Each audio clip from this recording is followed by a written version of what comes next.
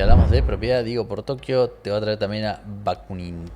Sí, ¿no? También va a traer a Malatesta. De hecho, yo tengo acá un video. Tal vez no lo traiga porque no es el más fuerte en argumentación. Pero podemos ver ya que lo vamos a tener a Juan Felipe. Se me ocurrió que podemos ver un video de él para tal vez empaparnos también un poco nosotros de su postura y tal vez sacar algunos punteros para preguntarle la próxima vez. La figura de Rico Malatesta sigue siendo, incluso al día de hoy, una de las más vigentes de... Es un video bastante viejo de Juan Felipe, hace 4 años, que dice cómo pensar como un anarquista en casi 18 minutos. Lo vamos a adelantar un poco simplemente por deferencia a el déficit de atención que todos tenemos. Del anarquismo. Considerado como uno de los principales teóricos modernos del pensamiento ácrata, supo ser durante sus 60 años de militancia uno de los más influyentes y activos propagandistas de su tiempo. Más que nada en aquellos países denominados como el tercer mundo, en donde el contexto y por consiguiente los movimientos anarquistas que lo habitan no han cambiado sus ideas significativamente durante los últimos 70 años. Razón por la que el pensamiento de Rico sigue estando vigente hasta la actualidad, siendo recordado como una persona de nuestro tiempo y que supo vivir entre la gente. Hoy vamos a repasar juntos uno de sus textos para, entre otras tantas cosas, no solamente dimensionar la figura de Malatesta como agitador, sino que también qué es lo que podemos aprender de él. Les doy la bienvenida una vez más.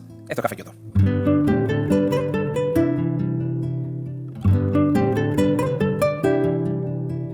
La vida de Rico Malatesta es digna de ser contada. De hecho, y si bien nació en Italia, tuvo un breve paso por mis pagos, Argentina, en donde su figura, aunque muchos no lo sepan, sigue viva en cada panadería del país. ¿Cómo?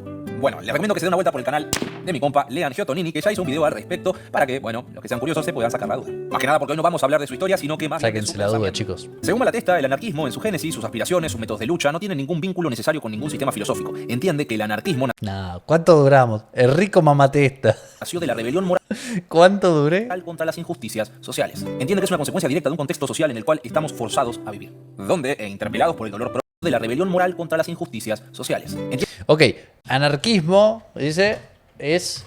lo necesario con ningún sistema filosófico. Entiende que el anarquismo nació de la rebelión moral contra las injusticias sociales. Es para Malatesta, que probablemente no podemos agarrar y decirle a Juan Felipe que defienda todo. Rebelión. Rebelión moral contra injusticias sociales. Eso es un punto en el que me gustaría... Entiende que es una consecuencia directa de un contexto social en el cual estamos forzados a vivir, donde, interpelados por el dolor propio y ajeno y dejando atrás aquellos paradigmas que afirman que este es el resultado de algún tipo de ley natural o sobrenatural, tenemos que convencernos de que este dolor es la consecuencia de hechos sociales que dependen de la voluntad humana y que por ello podemos revertirlos mediante la obra del mismo hombre. Y es acá en donde nace el anarquismo. Es la génesis del pensamiento ácrata. Y por esto es necesario investigar las causas de los males sociales y los métodos para combatirlos. Causas que muchos señalan en la lucha por la dominación de los hombres de los unos por sobre los otros. Y es en esta explotación de los vencidos y en los esfuerzos de sostenerla en el tiempo es donde nace la propiedad capitalista de la figura del Estado. Y el anarquismo nace en contraposición de esto, por eso es que exige la abolición del Estado y de la propiedad privada. Si bien podría desarrollar más a profundidad, dice Malatesta, en este caso prefiero aferrarme a la concepción vulgar de que la anarquía es un modo de convivencia social en el cual los hombres viven como hermanos sin que ninguno pueda oprimir y explotar a los demás, siendo que todos tienen a su disposición los medios que la civilización de su época puede proporcionarles para llegar al máximo desarrollo moral y material. Bueno, ahí está, ahí tenés obviamente un problema que es lo que hablábamos recién, ¿no? Que es todos tienen a su disposición los medios para... Bueno, primero, hay una clarificación que está buena que la haga, que creo que simplemente es una cuestión de rigor para nosotros tener en cuenta que anarquismo no es caos o desorden o lo que sea, es más bien, sobre todo en el contexto político, es un orden en el cual no hay explotación o subyugación del hombre por el hombre, ¿no? Subyugación, no hay amos y esclavos. Todos tienen a su disposición, dice algo así, ¿no? Sin gobierno, a su disposición los medios que la civilización de los hombres viven como hermanos sin que ninguno pueda oprimir y explotar a los demás, siendo que todos tienen a su disposición los medios que la civilización de su época puede proporcionarles para llegar al máximo desarrollo moral y material. Tienen todos los medios para llegar al máximo desarrollo.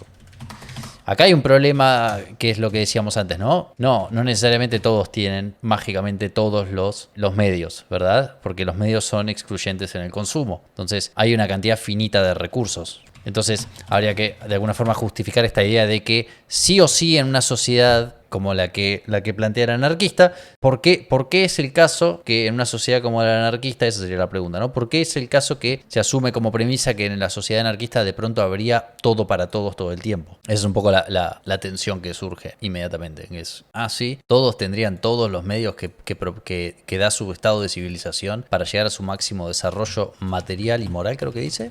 Sin gobiernos ni organismos los medios que la civilización de su época puede proporcionarles para llegar al máximo desarrollo moral y material. Sin gobiernos ni organismos autoritarios precarios que por la fuerza, y aunque digan tener buenas intenciones, impongan a los demás su propia voluntad. Por esto es que nos recuerda lo que realmente significa en contraposición de aquel prejuicio que históricamente siempre se le atribuyó a los anarquistas. Anarquía significa una sociedad... No en el sentido que lo cuestiono como premisa, sino que no entiendo por qué se asume de pronto primero que todos van a tener en una sociedad cuando desaparezcan. Si desaparecen la explotación del hombre por el hombre, hacemos un flat, un sociedad.flat. ¿Por qué automáticamente todos pasarían a tener exactamente la cantidad? Supongo que cae en la idea de Proudhon de que simplemente lo que sea que haya, agarramos todo y dividimos, ¿no? Dividimos. Recursos de cualquier sujeto N son los recursos de todos sobre población, ¿no? ¿Qué dije? No sé, resources, ¿verdad? O sea, los recursos de cualquier sujeto N serían simplemente iguales a recursos divididos la cantidad de población. Sin autoridad. Pero igual, el punto al que yo llego, si esa es la solución a ese planteo, la pregunta mía inmediatamente es, ¿y quién se encarga de asegurarse de que todos tengan exactamente su proporción exacta matemática de los recursos disponibles en la sociedad, ¿no? Imaginemos que en la sociedad hay solamente tierra, para simplificarlo, ¿verdad? Vos tenés una cantidad dada de tierra, tenés, no sé, 100 metros de tener una cuadra, tenés 100 metros, tenés 10 personas e idealmente cada una de esas personas debería recibir 10 metros de cuadra. Pero la pregunta es, en esta sociedad en la cual no hay ningún ente rector, ¿cómo aseguraríamos que en cualquier momento dado cada persona recibe una décima parte de eso? Suena más a que va a derivar en que alguien va a decir, hey muchachos, yo me encargo de la repartija, y se va a quedar con 90 y le va a dar unas migajas a cada uno de los demás, ¿no? No, sin orden. Entendiendo autoridad como aquella facultad de imponer su propia voluntad y no como aquel inevitable y beneficioso hecho de poder aprender, observar y respetar a una persona por ser quien mejor hace una cosa. Por esto es que para Malaté... Ok, fenomenal esa aclaración, ¿verdad? Dice, entonces, es un orden en el cual no hay subyugación del hombre por el hombre. Esto no implica que no existan acuerdos jerárquicos voluntarios. O sea, dice, ojo, puede haber ordenamientos voluntarios en los cuales algunos hombres digan, yo observo que esta persona es superior o más apta en esta tarea o tiene más capacidades como regente de este asunto. Y Tuki, hasta ahí llegó mi amor. Lo que él dice es que no hay imposición. Aprender, observar y respetar su propia voluntad y no como aquel sin autoridad. No, sin orden. Entendiendo autoridad como aquella facultad de imponer su propia voluntad y no como aquel inevitable. Imponer, o sea, no implica que no existan acuerdos jerárquicos voluntarios, solo se aboliría la imposición forzada, digamos, ¿no? O sea que es un poco sin coerción. Inevitable y beneficioso hecho de... Y los que no quieren, sí, es un tema ese. Poder aprender, observar y respetar a una persona por... El tema es que si vos simplemente le decís, bueno, y los que no quieren, le estás diciendo, y los que son antisociales, o sea, te va a llevar al principio de no agresión esa pregunta, ¿no? Te va a llevar a... Y los que no quieren, los que no quieren, en este caso, son aquellos que solo quieren imponer su voluntad. Te paraste ya en una dicotomía en la cual vos decís, y si yo no quiero, significa que le estás diciendo, y si yo quiero matar gente, o si yo quiero subyugar a otras personas, y si yo quiero ser violento, etcétera, etcétera. Por ser quien mejor hace una cosa. Por esto es que para Malatesta y por consiguiente para los anarquistas, la autoridad no solo no es necesaria para la organización social, sino que también tras ella se esconde un parasitismo, donde y detrás de esta organización hay una determinada clase que disfruta del beneficio de los demás y a cambio los oprime. Y mientras se viva en colectividad habrá armonía, porque nadie tendrá el deseo ni la capacidad de poder disfrutar a costa de los demás. Por eso es importante entender que mientras que existan vencedores y vencidos, poseedores y desposeídos, existirá la autoridad. Es por esto que Rico nos habla de que el anarquismo no puede ser impuesto a la... Bueno, ahí hay un problema que es más largo de debatir, hay un problema que es mucho más... O sea, ¿qué hacemos? Lo mandamos a otro planeta. Hay un problema que es mucho más largo de debatir, que es, Juan Felipe lo tira ahí al pasar, que es que esta gente en general razona desde la idea de que la economía es un juego de suma cero, razona desde la idea de que el valor trabajo es lo que fundamenta o sea que el profit viene de la extracción de plusvalor, ¿no? Entonces no vale la pena siquiera denotarlo porque no es una discusión en sí mismo eso. La fuerza, no solamente por cuestiones... La idea de que una persona trabaje, porque eso también lo encontrás en Proudhon, lo encontrás en la mayoría de estos autores, que es que asumen que cuando yo le compro algo, si yo contrato a alguien, ¿no? Yo tengo 10p y compro 5p materiales más 5p de trabajo, de materiales y luego el resultado de ese producto que hago con estas dos cosas, lo vendo por 11, ¿no? Y gané 1, el que crea en el valor trabajo te va a decir, bueno, ¿de dónde salió ese extra 1 que ganaste? Eso es magia, eso es alquimia. No, eso es plusvalor, te va a decir. Acá el trabajador, ¿sí? El marxista directamente te va a decir, el material se consumió exactamente por 5, el trabajador, vos le pagaste 5, pero en realidad generó 6 de valor y vos te estás quedando con el plusvalor y El salto ahí del debate es que esto lo entendemos desde frameworks distintos del valor, ¿no? Mi concepción es radicalmente distinta, y es que el valor es subjetivo y vos lo que estás haciendo acá no es una alquimia que hace que aparezca más valor objetivo, sino que subjetivamente las valoraciones de cada uno de esos individuos en la transacción llevan a que al final del intercambio vos tengas 11. Y sobre todo, o más sencillo tal vez de plantearlo sin entrar a defender valor subjetivo, es simplemente decir, bueno, lo que sucede acá es que hay una transacción de riesgo, ¿no? O sea, yo tengo 10 de capital, tengo 10p en el bolsillo, ya tengo 10p. Y le estoy vendiendo, no le estoy comprando materiales, le estoy vendiendo a esta persona 5p por materiales. Entonces le estoy mitigando el riesgo al hacer eso. ¿Por qué? Porque le estoy vendiendo la capacidad, no solamente le estoy vendiendo los 5p por 5 unidades del material, sino que le estoy vendiendo la capacidad de colocar su inversión en el mercado, ¿verdad? Y al trabajador también le estás dando un salario garantizado que no depende del éxito de la empresa. Entonces la transacción que secretamente, por así decir, está ocurriendo acá, tiene que ser una transacción de riesgo. Vos estás agarrando este capital que lo tenés ya hoy, y como estamos hablando de que esto sucede a lo largo del tiempo, no es vos ponés esta guita en una máquina mágica y sale más guita. Es vos ponés esta guita que vos ya tenías consumada, que era un recurso consumado, le diste a estos agentes en el medio la garantía de que iban a recibir cada uno 5 unidades, ¿sí? Y especulaste sobre que en el futuro el resultado de ese trabajo lo ibas a poder colocar en el mercado por 10 más 10 más 1. Perdón, 5 más 5 más 1. Entonces ese más 1 es el resultado de que vos efectivamente has logrado especular sobre las preferencias de los consumidores en el futuro. Esa transacción en realidad es un arbitraje de riesgo. Lo que está sucediendo es que vos cambiaste la certidumbre de estos dos grupos de 5 por el riesgo de sacrificar esos 10 hoy, con la expectativa de que mañana las preferencias de los consumidores iban a convalidar tu aventura, y de ahí sacaste ese valor. Pero ya por eso te digo que es como que cuando te hablan de que el trabajo sí o sí implica explotación y extraer valor y cosas, te metes en una discusión mucho más larga. Morales de respeto a la libertad, sino de que es difícil que se pueda llegar a tener un final feliz imponiendo un régimen a la fuerza. Incluso si el objetivo de este régimen sea el de traer justicia para todos. No importa si es impuesto de una minoría a una mayoría, y mucho menos de una mayoría contra varias minorías. Por esto es que los anarquistas deseamos que todos tengan la potestad de vivir como quieran, pero también entender de que eso no es posible sin expropiar a quienes actualmente detentan la riqueza. Porque esta Ajá. Ese sí es un punto más contestable. A quienes actualmente detentan la riqueza. Ok, o sea que no se permite la imposición. Esta sí es una más fácil de plantear que la de, y las personas que no quieran vivir en este orden en el cual ninguna persona puede imponer por la fuerza su jerarquía, ahí te caes en el problema de, bueno, estás diciendo básicamente, y si quiero hacer daño, y te van a decir, bueno, no hagas daño porque principio de no agresión. Yo como liberal te diría lo mismo. Si vos venís y me decís, bueno, pero si yo no quiero vivir en el margen de la ley, o si yo no quiero aceptar este contrato en el cual vos decís no vas a matar a otras personas y quiero matar gente, y yo te voy a decir, bueno, o sea, si vos vulnerás ese contrato, simplemente otros van a vulnerar ese contrato y van a defenderse. Pero nótese que acá está haciendo una aserción que es más interesante para preguntarle qué onda, porque está diciendo, admitiendo que, bueno, primero hay que hacer un poquito de daño, primero hay que cagar a palos a algunas personas, ¿no? Primero hay que expropiar a aquellos que tienen el dinero hoy, para después, a partir de ahí, Pinky Promise, no vamos a hacer más daño, ¿no? Vivir como quieran, pero también entender de que eso no es posible sin expropiar a quienes actualmente detentan la riqueza. Porque esta es la única forma de poner el trabajo a disposición de todos. Por eso es de vital importancia entender cuál es la base del método anarquista. Libertad. Igual libertad para todos. Por esto lo que se busca es combatir cualquier régimen que lo violente, sea cual sea. Malatesta, bastante sensato por su parte, entiende que en estas cuestiones no existen las verdades absolutas. Por esa razón, mucho menos va a buscar imponerlas. A lo que agrega que tampoco tiene certezas de cómo podría llegar a evolucionar una sociedad anarquista. Pero de lo que sí tiene seguridad es que la gran diferencia entre los anarquistas y los republicanos, por ejemplo, es que no buscan imponer reflexiones como dogmas. Y mucho menos, de nuevo, imponer... Bueno, pero si el método, ahí está el problema, ¿no? O sea, siempre es el gobierno de los mejores, siempre es el gobierno de nosotros los mejores.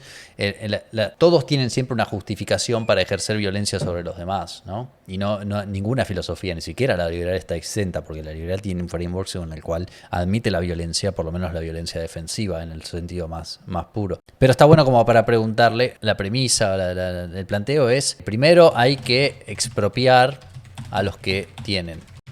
¿Por qué? Porque creen que, entiendo eso, ¿no? Que hay una ilegítima apropiación, ¿no? Que es esa expropiación, todos siempre igual van a decir esto, esa expropiación que el anarquista viene a hacer es una expropiación defensiva, te está diciendo, ¿no? Te está diciendo, esa expropiación que yo vengo a hacer es necesariamente la respuesta a una injusticia de fondo, porque es ilegítimo el hecho de que estas personas tengan esa propiedad, ¿no? Es un poco eso. A lo que tenés que llevarlo en esa situación creo que es simplemente a preguntar cuál es la política concreta, ¿no? ¿Cuál es en la praxis el planteo del anarquista entonces? ¿Estamos hablando de una revolución violenta?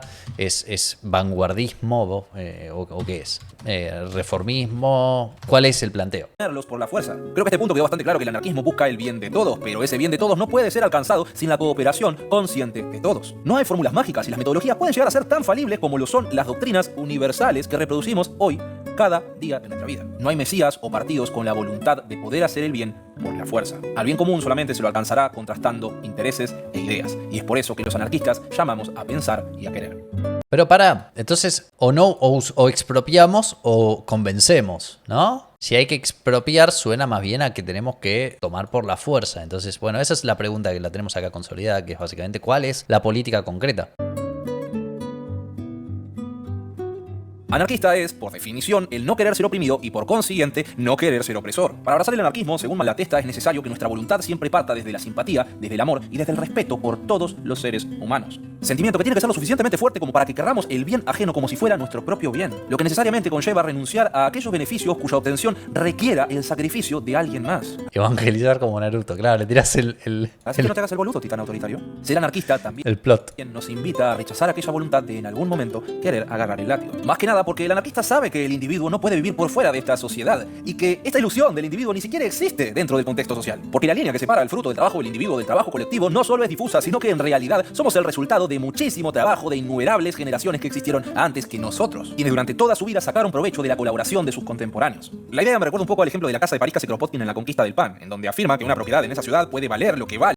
Probablemente habría que traer a Kropotkin también. No por sus materiales o incluso por la fuerza de trabajo empleada en construirla, sino que porque desde hace siglos los obreros, si yo vengo con Proudhon me van a decir inmediatamente, no, pero Proudhon no es el que tiene que leer.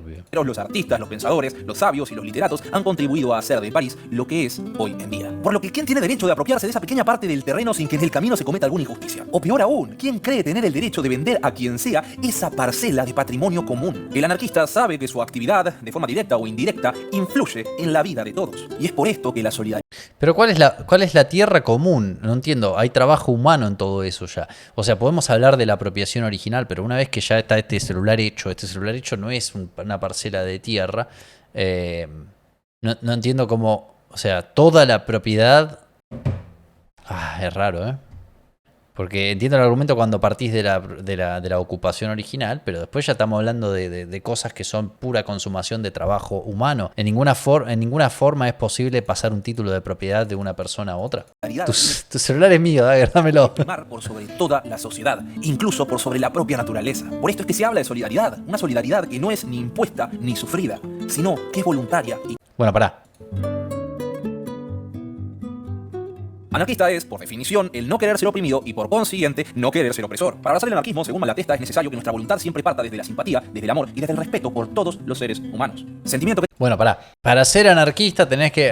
amor, respeto, amor, comprensión. Para ser anarquista tenés que tener amor, comprensión y ternura. Eso necesito, yo no necesito estar encerrado.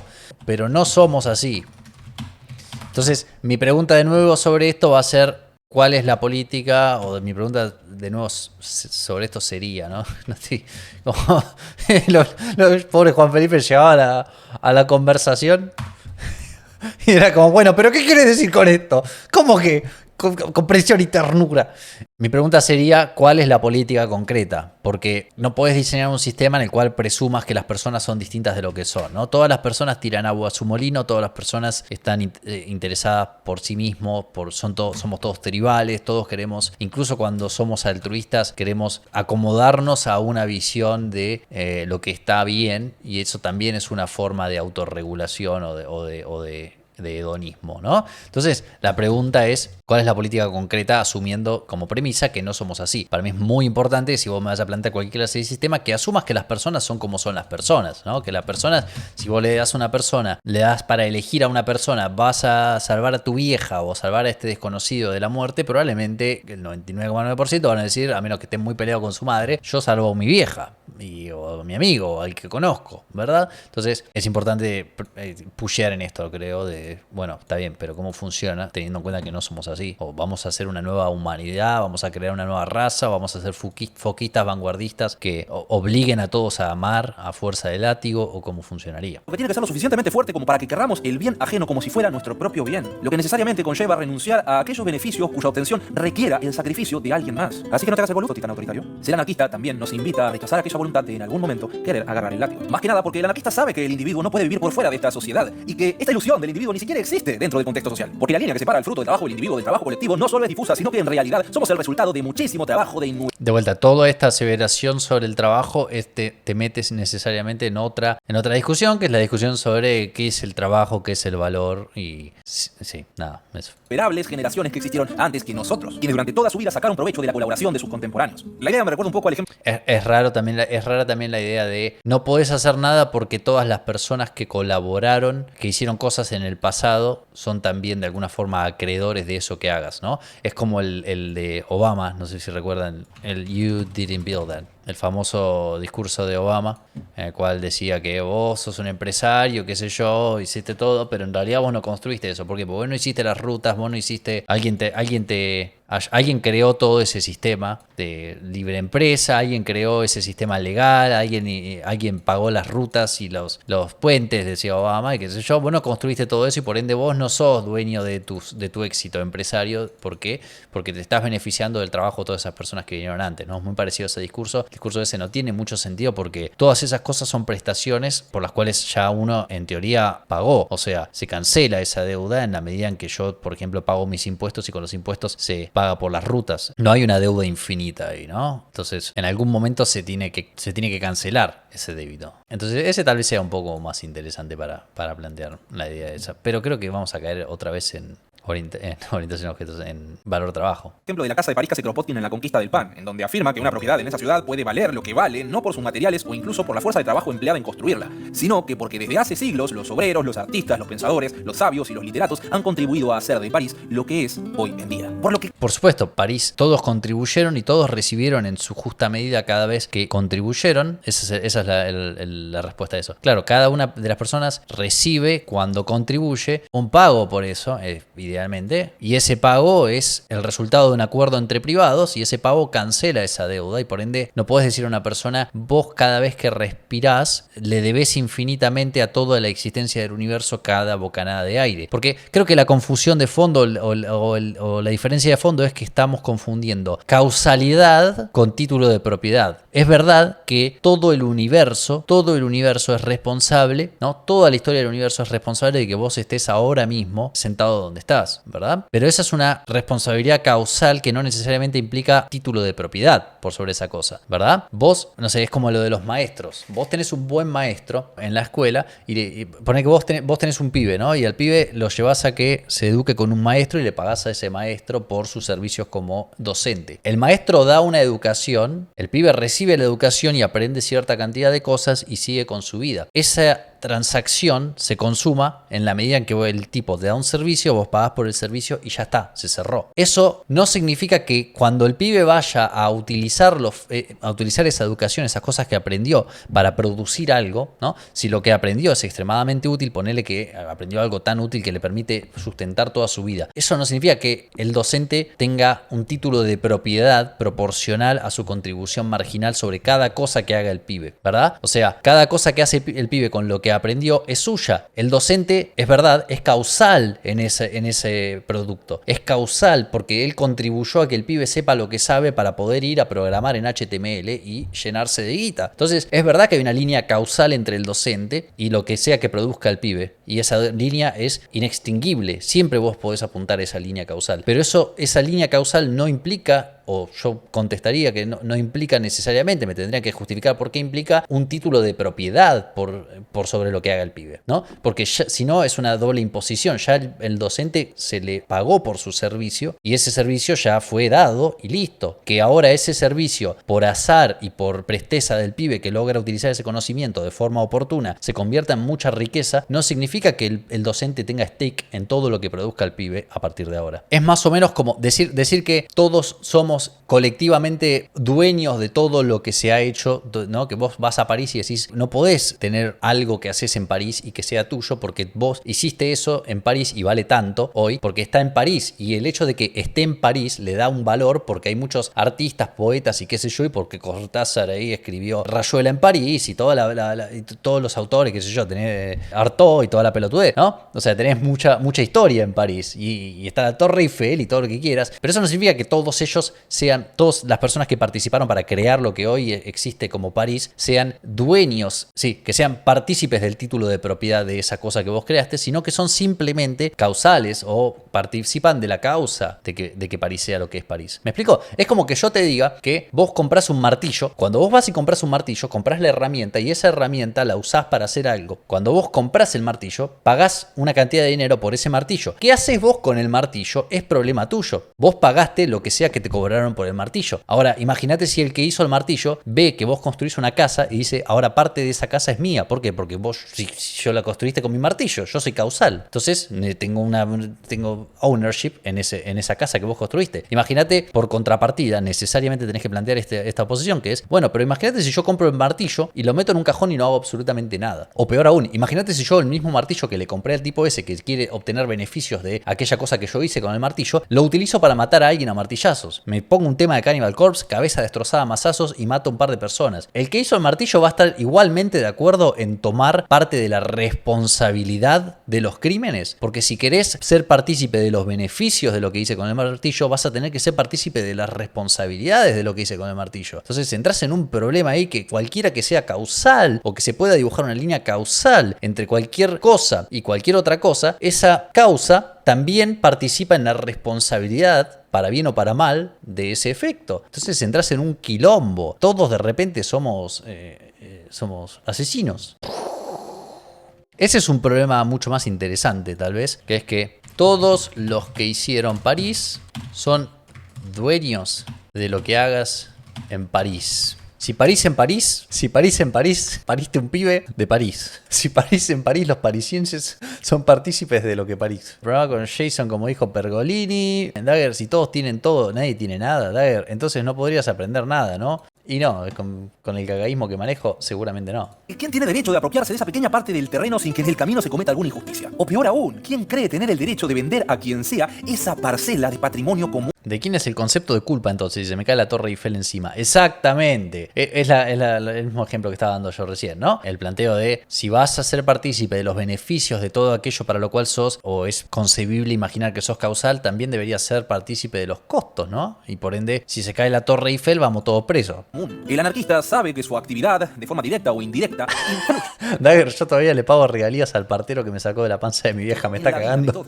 Y es por esto que la solidaridad tiene que primar por sobre toda la sociedad, incluso por sobre la propia naturaleza. Por esto es que se habla de solidaridad, una solidaridad que no es ni impuesta ni sufrida, sino que es voluntaria y consciente, en beneficio de todos, o ser oprimidos, o ser opresores, o colaborar voluntariamente por el bien de todos. Y los anarquistas están a favor, y no pueden no estarlo, en la cooperación libre y voluntaria. De hecho, hermoso, estamos de acuerdo entonces. Cooperación libre y voluntaria, todo bien, todo pelota. Malatesta nos dice que ni siquiera hace falta ponernos a filosofar sobre egoísmos o altruismos y demás, etcétera, porque más o menos todos estamos de acuerdo en lo mismo. Todos somos egoístas, todos buscamos nuestra propia satisfacción.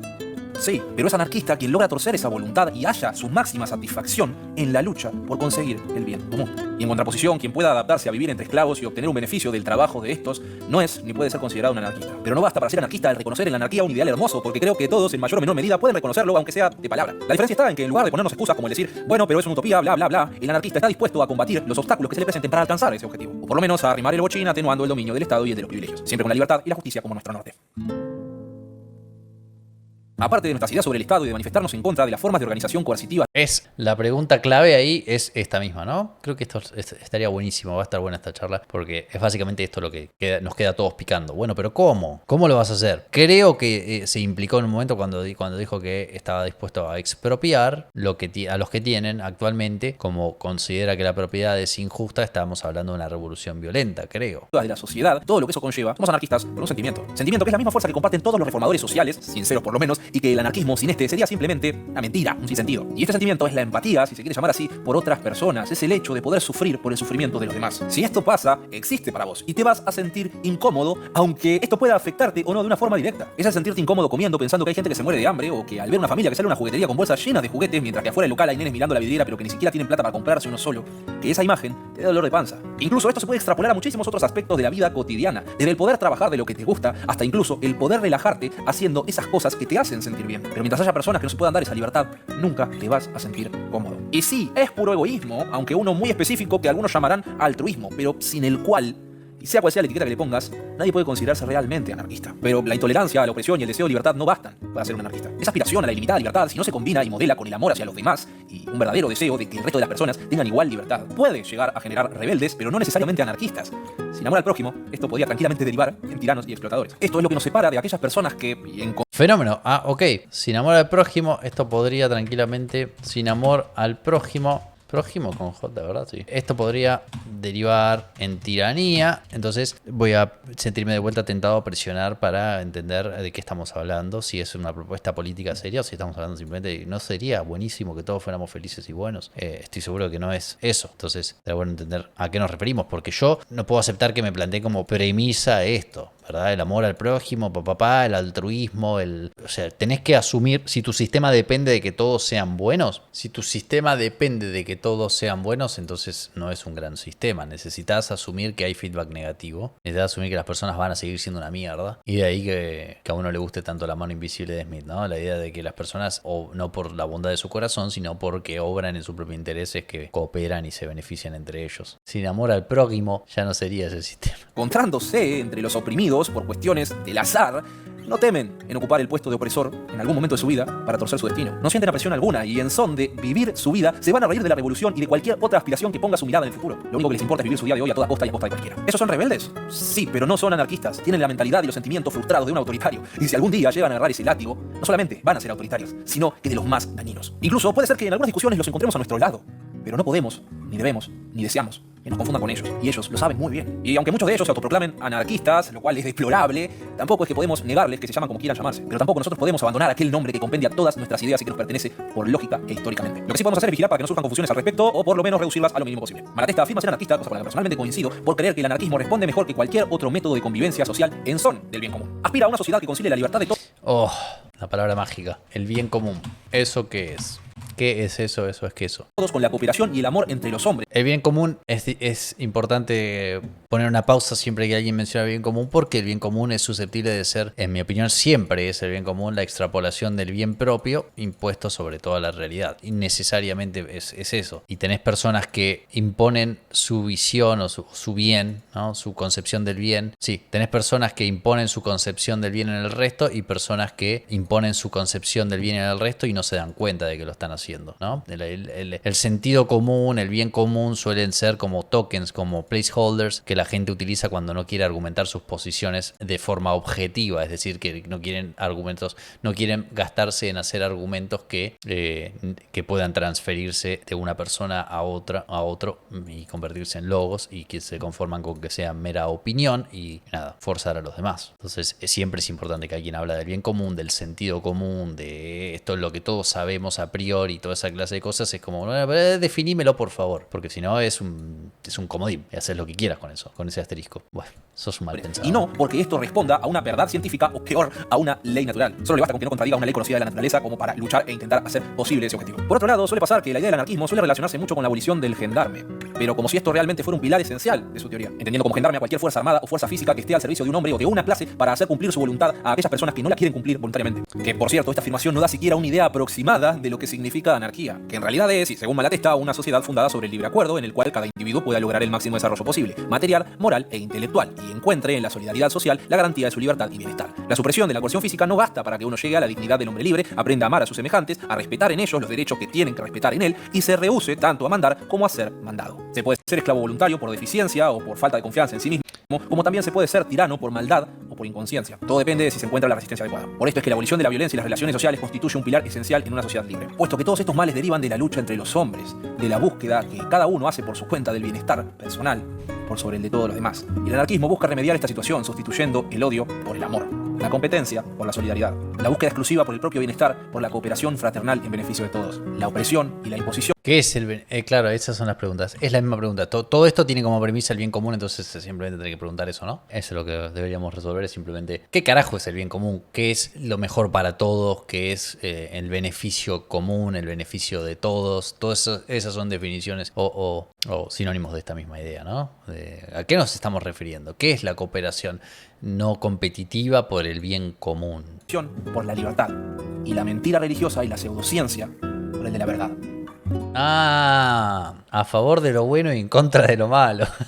Qué hijo de... Sí, pues si no logramos definir eso, automáticamente entramos en una discusión random de yo con mi propia mente en lo que es bueno y vos con tu propia mente en lo que es bueno, y los dos estamos discutiendo uno para cada lado. Los aportes de Malatesta al anarquismo merecen una mención aparte, no por haber escrito metódicos tomos de teoría anarquista, sino porque nunca titubeó como militante en llevarlos a la práctica. De hecho, una de las razones por las cuales no pudo escribir ese tipo de libros es por lo agitada que era su vida, a un punto tal de que moriría preso en su casa, aislado y reprimido por el fascismo italiano en 1932. Sino más bien que sus aportes están enfocados a aquellas personas que creemos que la anarquía es una forma maravillosa de vivir la vida y que estamos dispuestos a luchar por cambiar las cosas, sea cual sea tu aporte desde tu lugar, ya sea difundiendo o involucrándote de forma directa. Porque la acción necesaria tiene que surgir de nosotros. Y creo que no hay mejor guía para cumplir este objetivo que el gran Enrico Malatesta.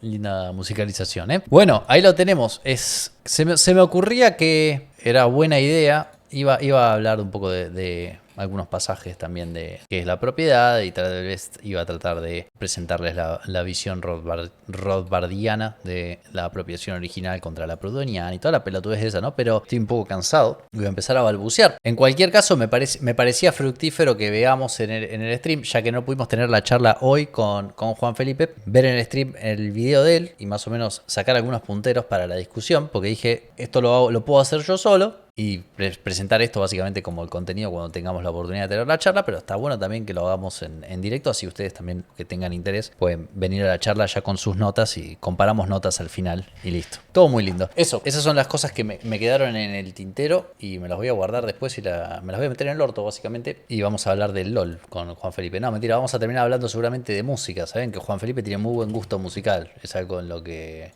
coincidimos mucho. Está mucho el prog y el metal progresivo, el rock progresivo y la música rarísima, y es algo en lo que coincidimos un montón, así que de eso va a ser el stream, pero tengo que estar preparado por si se le ocurre hablar de algo político para eso.